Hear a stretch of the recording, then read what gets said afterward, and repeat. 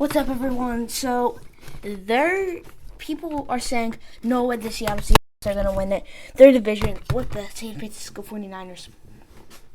Hear me out. They are more than likely going to win it. Okay, the 49ers are more than likely going to win, more than likely the 49ers are going to win that division. But at the same time, the Seattle Seahawks have to scare you if you are in that division or just in the NFC.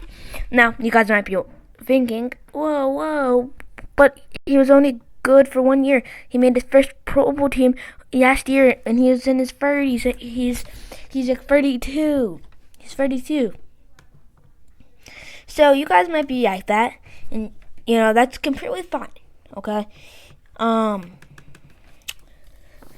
So you guys might be worried about that, and I think everyone is, okay? Everyone, I would assume, is worried about that because he's in his 30s, and then obviously, you have Tyler Lockett, DK Metcalf, who are great wide receivers. So, honestly, I don't see a world where, I don't see a world where they do not become very successful. Now, they are some of the best. They're some of the best wide receivers in the NFL. Tyler Lockett is one of the most underrated wide receivers in the NFL. Now, you guys might be wondering, what do you mean? And I don't need you guys to talk. He is still very, very, very, very good. Tyler Lockett is very underrated. The last time he had under 8 touchdowns was 2017. Yay. Now, DK Metcalf, we're going to talk about that for a second. So most people consider DK Metcalf to be the number 1 wide receiver. I consider him to be the number 1 wide receiver too. But some people do not consider him to be because of Tyler Lockett. Tyler Lockett is very, very underrated. So it is very hard to decide, is DK Metcalf overrated? I don't think so. I don't personally think so because at the same time, DK Metcalf is one of the biggest freak of nature ever to grace the football field. So at the same time, you kind of want to say he's overrated, but at the same time, he's not overrated. And then you get their defense. Well, their defense isn't best. So let's see their defense. Okay. So let's see their defense.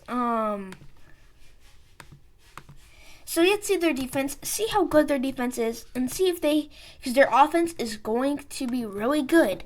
So their offense is going to be really good.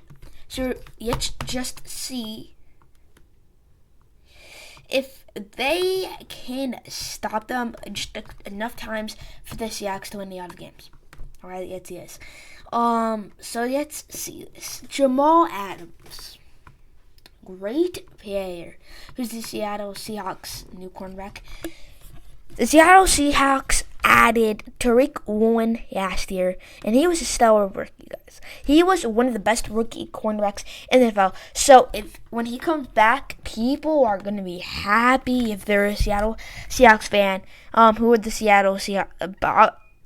They also got Bobby Wagner back, which is going to be great. They got Bobby Wagner back. So that he's going to be happy. He is going to be happy. Anyway, so the Seattle Seahawks are going to skip you.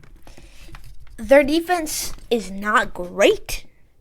Their defense is definitely not even close to what it was with the Legion of Boom. Okay, the Legion of the Boom was one of the best defenses of all time. And it's definitely not that, but you definitely could not say their defense is horrible. Now, their defense is not good, but we'll talk about their offense in a minute. When you have an offense like theirs, you're going to win some games. Okay, so their defense is not great. Their defense is kind of bad, but they would still beat people like 100 and nothing if they paid 15-year-olds. Anyway, so yeah, and then their defense. For me, their defense is good enough to hold the other teams to enough points where I think they can still win a lot of games. Now, their offense is what we are talking about.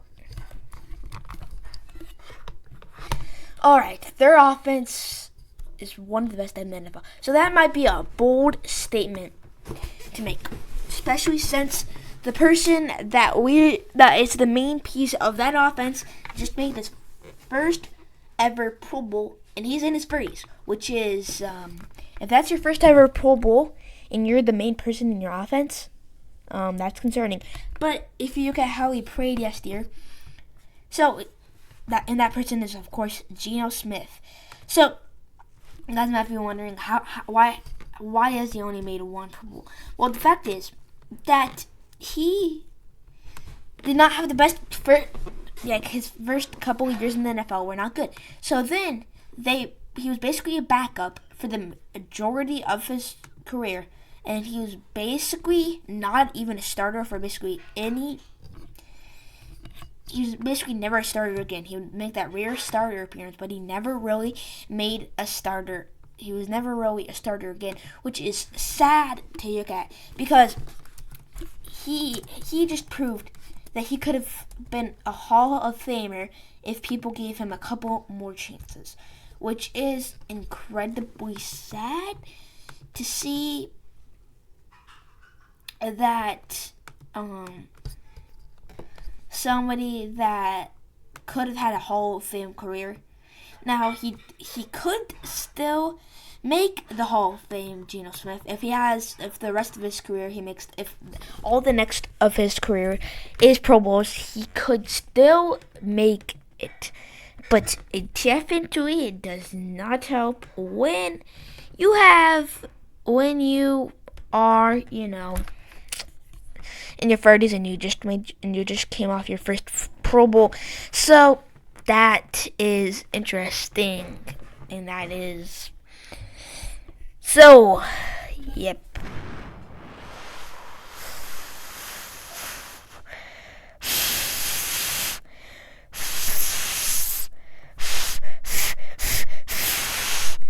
Anyway, so the next person is just wait a second. Alright. It is Tyler Lockett. Tyler Lockett is one of the most underrated wide receivers. So not a lot of people know who he is, which is incredibly sad to see, considering that he is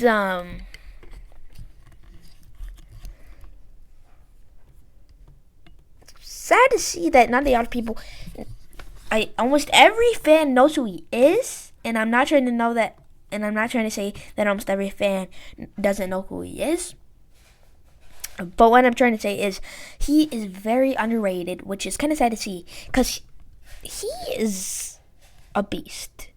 Now, when you have a freak of nature like DK Metcalf, you're automatically not going to be the number one wide receiver on your team, which is but that does definitely not mean that he is.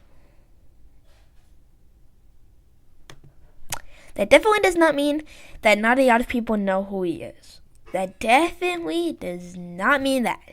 And I do not want you guys to think that. But at the same time,